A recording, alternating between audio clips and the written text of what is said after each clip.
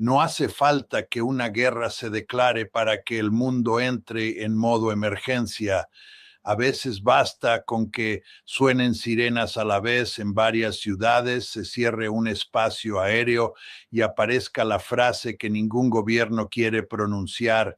Esto es un ataque directo. A 28 de febrero de 2026, eso es lo que se ha activado en Oriente Medio. Israel anunció que lanzó un ataque preventivo contra Irán y horas después llegó la respuesta. Irán comenzó a lanzar misiles hacia Israel en varias oleadas, con el ejército israelí activando defensas aéreas y ordenando a la población refugiarse. En otras palabras, el tablero ha cruzado una línea. Hoy vamos a separar hechos de interpretación. Primero, ¿qué está ocurriendo de forma verificable? Después, ¿qué significa estratégicamente? Y al final, tres escenarios claros para entender hacia dónde puede moverse esto en los próximos días. Lo verificable empieza por el origen del choque. Según Reuters, Israel comunicó que lanzó un ataque preventivo contra Irán, argumentando que buscaba neutralizar amenazas vinculadas a los programas nuclear y de misiles iraníes.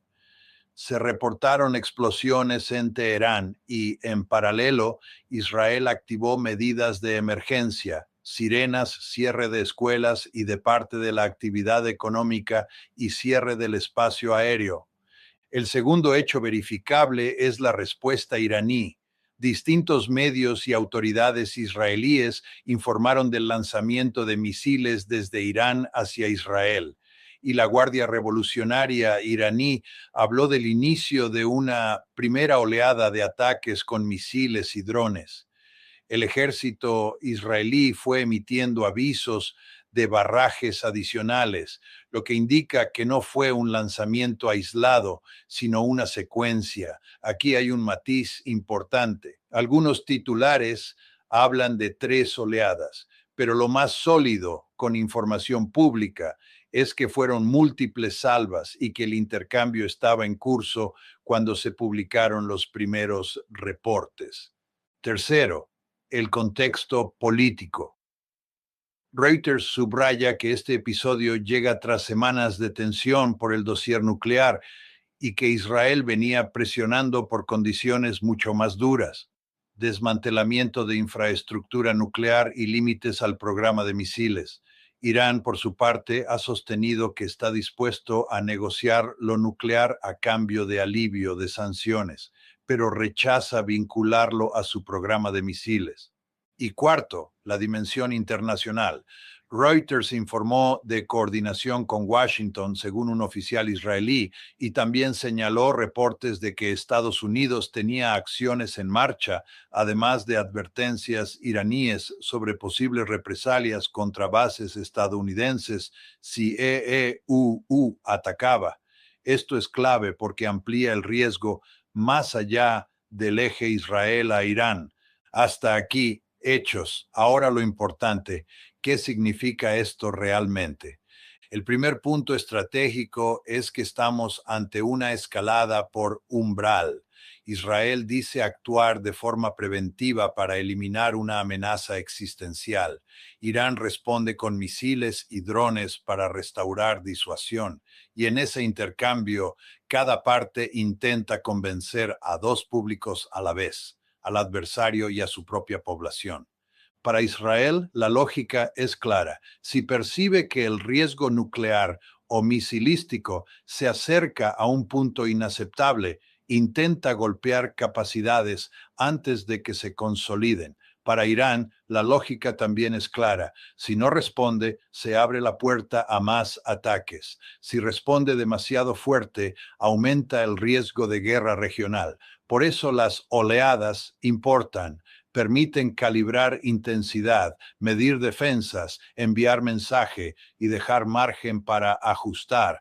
Aquí entra un detalle técnico que explica por qué este tipo de intercambio es tan delicado. Cuando hablamos de salvas múltiples, no es solo por cantidad, es por saturación y por lectura de defensas. Obligas al sistema defensivo a operar de forma continua, a distribuir interceptores, a priorizar amenazas y a revelar patrones. Y al mismo tiempo, el atacante obtiene información que se intercepta, dónde, con qué ritmo y cómo responde el mando. En conflictos modernos, esa información vale casi tanto como el daño directo, porque define la siguiente ronda. El segundo punto estratégico es que esto aterriza sobre un precedente reciente. Reuters recuerda que ya hubo una guerra aérea de 12 días en junio de 2025 entre Israel e Irán. Ese dato importa por una razón simple. Cuando un conflicto ya cruzó una línea en el pasado, el siguiente cruce es más fácil. La barrera psicológica baja y la velocidad de escalada sube. El tercer punto estratégico es el riesgo de cadena. En sistemas tensos, el gran peligro no siempre es una decisión deliberada de ir a guerra total, es la cadena de decisiones obligadas. Un ataque lleva a una represalia. La represalia obliga a mostrar capacidad. Mostrar capacidad obliga a golpear objetivos más sensibles. Y entonces, aunque nadie quiera la guerra grande, el sistema va empujando hacia ella. Ahora, ¿qué papel juegan las negociaciones nucleares aquí? Este es el punto donde mucha gente se confunde. Negociación no siempre significa calma, a veces significa lo contrario, significa que ambas partes están apretando para mejorar su posición antes de ceder. Reuters lo plantea con claridad. Había esfuerzos diplomáticos, pero Israel exigía condiciones máximas e Irán no quería vincular un acuerdo nuclear a su programa de misiles. Esa diferencia es exactamente el tipo de choque que rompe conversaciones o las vuelve frágiles. Y aquí aparece el elemento más peligroso, el reloj. Cuando un conflicto se mezcla con plazos políticos, el riesgo sube porque los líderes, en vez de tener tiempo para una salida elegante, sienten presión para obtener resultados rápidos. Y en geopolítica, lo rápido suele salir caro. Vamos al impacto porque esto no es solo un drama regional, tiene consecuencias inmediatas aunque tú estés a miles de kilómetros. Primero, seguridad regional.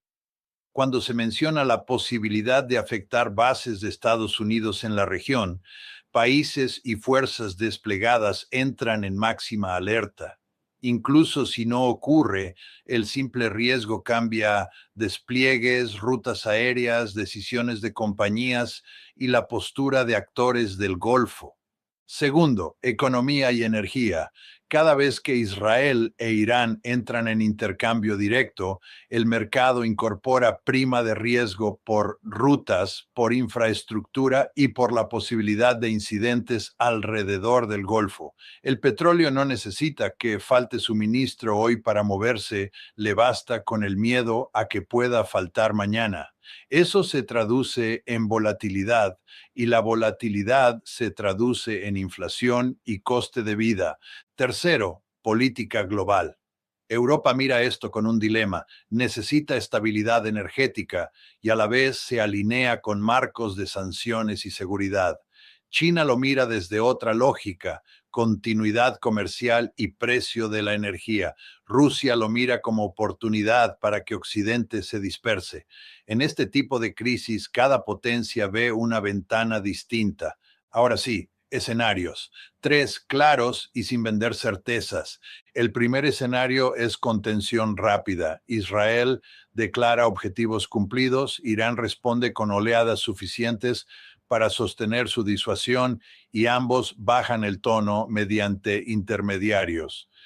En este escenario, el intercambio se limita en tiempo y se evita golpear objetivos que obliguen a una escalada mayor. La clave aquí sería ver señales de pausa en mensajes oficiales y reducción de actividad militar más allá de la defensa inmediata. El segundo escenario es escalada controlada. Hay más salvas y más ataques cruzados, pero con un patrón. golpear capacidades militares sin buscar colapso político total. Este escenario es peligroso porque controlado no significa seguro, significa que intentan controlar la escalada, pero el riesgo de error de cálculo sigue ahí. Y cuanto más dura, más probabilidad de incidentes y de daños no deseados. El tercer escenario es ruptura amplia. Se amplían objetivos, entran de forma clara actores externos y el conflicto pasa de intercambio de golpes a campaña sostenida. No lo presento como inevitable porque no lo es, pero existe como riesgo real cuando se habla de coordinación con Washington y de posibles represalias regionales. Y ahora, dos cosas que deberías vigilar desde ya, porque te dicen si se está conteniendo o si se está preparando el siguiente escalón. Primero, el tipo de objetivos. Cuando empiezas a ver que el foco se mueve de instalaciones puntuales a infraestructura crítica o mando y control, el conflicto entra en otra fase. Segundo, el lenguaje público. Si aparecen mensajes de fin de operación o objetivos logrados, suele ser señal de puerta abierta. Si aparece el lenguaje de respuesta inevitable y siguiente fase, es señal de continuidad. Cierro con la pregunta que decide la dirección de las próximas horas. ¿Veremos mensajes de cierre y contención o señales de que cada parte prepara el siguiente escalón? Porque la historia de estas crisis enseña algo. Las guerras grandes casi nunca empiezan como guerra grande, empiezan como una serie de decisiones obligadas, hasta que un día alguien cruza una línea y ya no hay vuelta atrás. Esto es orden global. Si quieres que lo sigamos en tiempo real con actualizaciones, contexto y escenarios claros, suscríbete y dime en comentarios qué te parece más probable ahora mismo: contención rápida, escalada controlada o ruptura amplia.